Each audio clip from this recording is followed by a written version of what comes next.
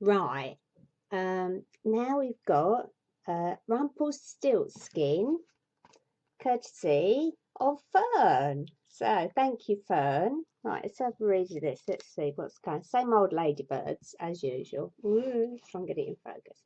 Once upon a time, there was a poor miller who had one beautiful daughter. Oh. And one day the king sent for the miller. When the miller stood before the king, he was rather frightened. Instead of remaining quiet, the foolish man said the first silly thing that popped into his head. I have a daughter who could spin straw into gold, he said. What did he say that? Oh my God. Yeah, all right then.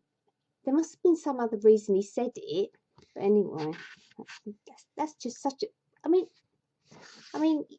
hang on. He looks thick, right? But oh, don't even ask me. These fairy tales. Your daughter is indeed clever if she can do as you say, answered the king. Bring her to me tomorrow and we shall see. Well, you would, wouldn't you? The next day, the miller took his daughter to the king's castle. The king led the girl. Oh, yeah, there she is. It used me wrong finger. Led the girl into a room that was almost filled with straw. The only other things in the room were a stool, a spindle, and some reels. Righty, yeah, we know where this is going. Oh, hang on. Can't open the 20 pages. Now set to work, said the king, and if by tomorrow you have not spun this straw into gold, you must die. What? Hang on. Bloody hell. I mean, did he really think it was going to work? Anyway, at these words, the king left the room and locked the door behind him. Hang on. What's he wearing? What's that? What's that? Bloody spray-on trousers. Oh, for God's sake. Oh, don't even ask me. Kings, what are they like? Spray-on trousers. Right, let's get the next bit. You shall die. Oh, he's a charmer, isn't he? Right. Whoops, there we go. The miller's daughter sat down on the stool and gazed at all the straw. She didn't know what to do. She had no idea how to spin straw into gold. Well, nobody bloody does. As she thought about the next morning, she grew more and more afraid. At last, she hid her face in her hands and wept. Fair enough. Whoops, there we go. All at once, the door flew open, and in came the strangest little man she had ever seen. Good evening, Mistress Miller, said the tiny man. I don't know why he talks like that. Why are you crying? Alas, everyone said alas in the old days, replied the girl. I have to spin all this straw into gold, and I do not know how to do it. That's because nobody bloody does. Of course so. Yeah, he's a bit creepy. God, he's got thin legs, hasn't he? It's like the top bit's like normal, but then he's like legs. It's like he's got malnutrition of the legs. That's impossible. Oh, well, I don't know. Yeah, and he's got them bleeding spray-on trousers and all. What's going on in this bloody kingdom? Right, okay. But I do, said the mannequin. Mannequin. That's funny. We normally spell it different, like the French. Anyway, said the mannequin. Oh, I know what this is. Because they don't want to say midget. Yeah, you're not allowed to say midget anymore. Oh, for God's sake. So now you have to say mannequin. So what do you say for them things that are in the shop front that wear T-shirts? What are they called? I don't know. Midgets? No. Oh, for God's sake. The mannequin. What will you give me if I spin it for you? My necklace, replied the girl. The little man took the necklace and sat down in front of the spinning wheel. Right.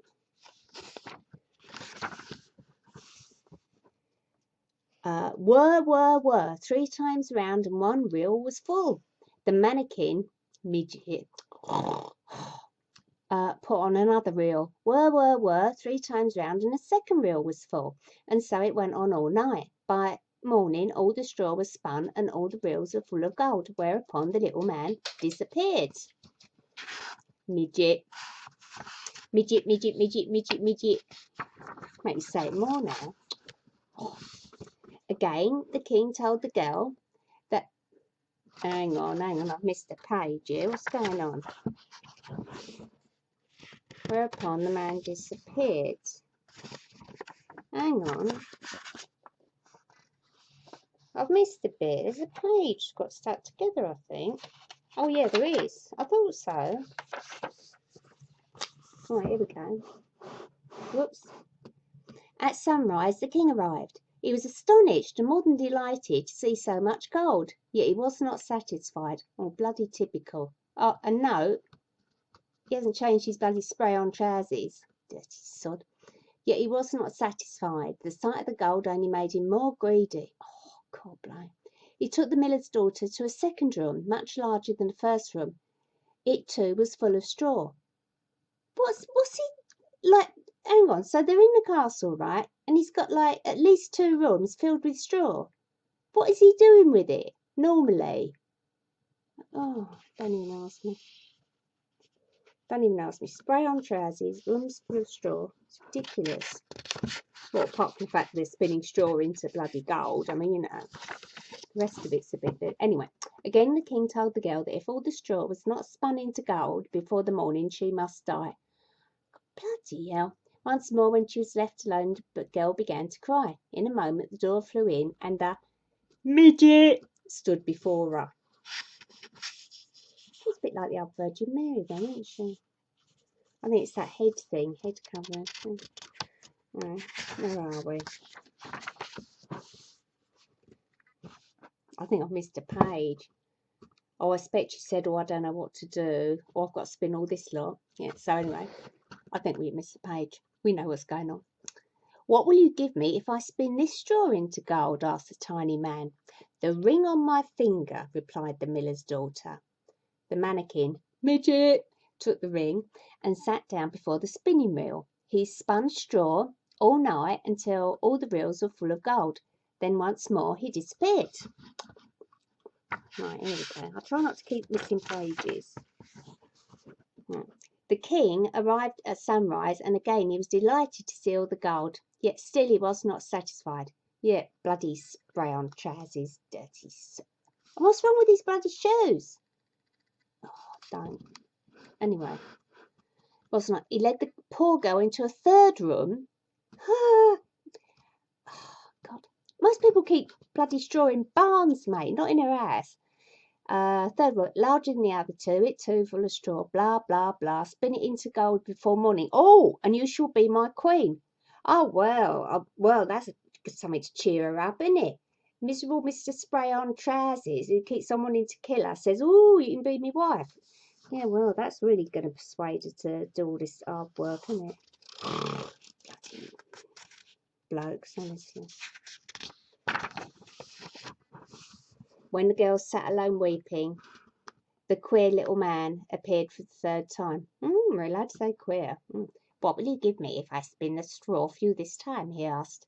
Alas, they always say alas, I have nothing more than I can give you, sobbed the poor girl.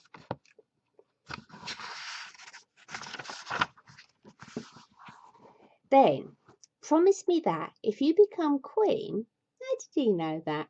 You will give me your first child, said the midget. I may never become queen. Not yet have I a child, thought the girl. So she promised. Oh, I see. Right. I may never become queen, nor yet have had a child. So she promised. At that, the mannequin, midget, once more spun all the straw into gold. When the king arrived early the next morning, he was overjoyed at the sight of all the gold. Well, he would be miserable son. God. He reminded himself that not only was the miller's daughter beautiful, but she'd also brought in great riches. Yeah, and like 3 pages ago, he said he was going to kill her.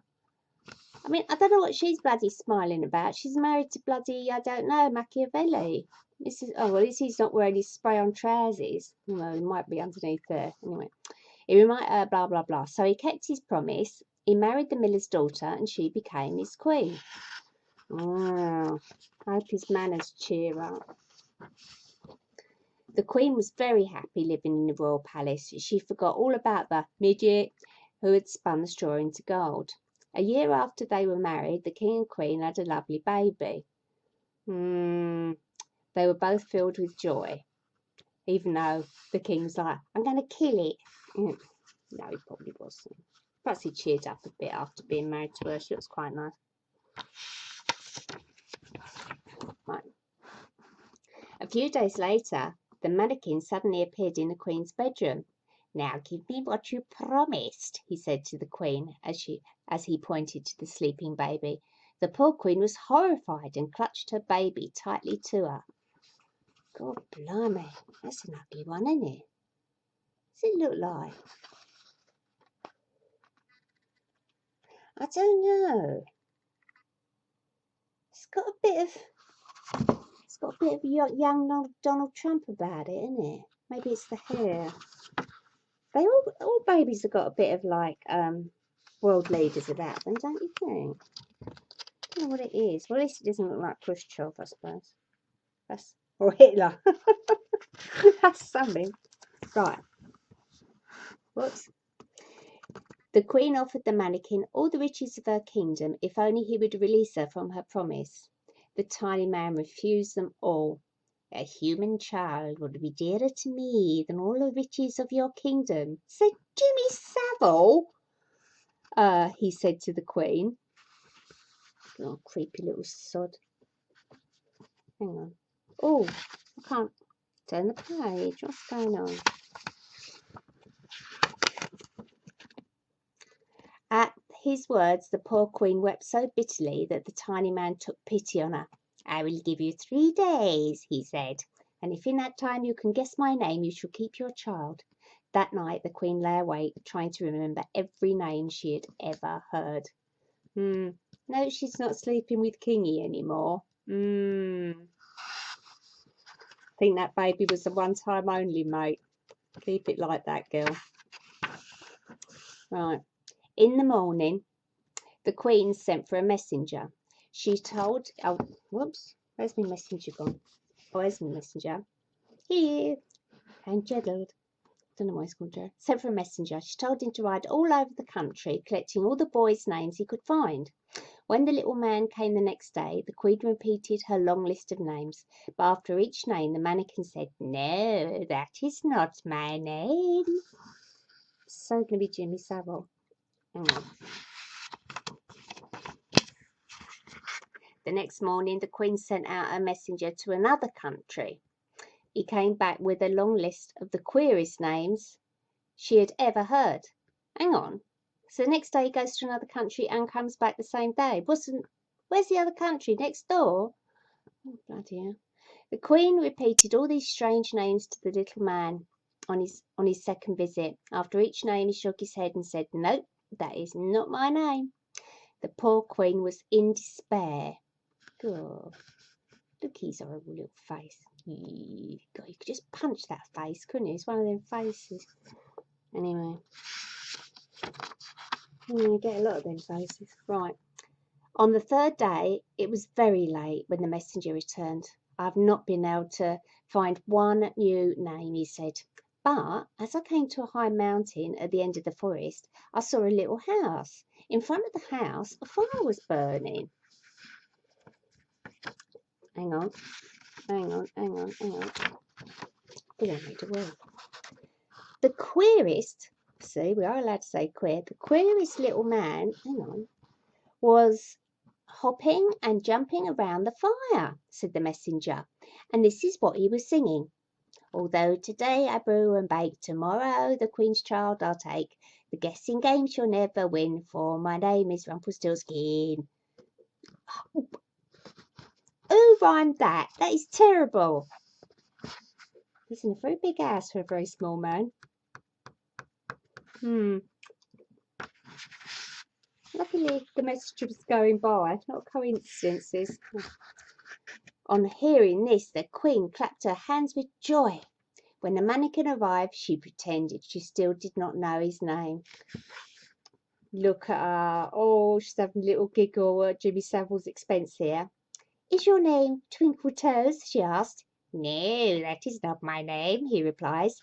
Is it Shagribander? She asked. No, that is not my name, he replied. Does it happen to be Rumpelstiltskin?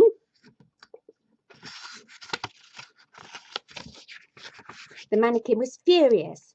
A witch has told you, a witch has told you, he shrieked as he stamped his foot in anger. He stamped so hard that his right leg went through the floor. Where's that? Oh, yeah, there it is. Right leg went through the floor. Blah, blah, blah. At that, his anger increased. He seized his leg with both hands and began to pull with all his might. He pulled so hard that at last his leg came out of the hole. Then Rumpelstiltskin stumped furiously out of the room and was never heard of again.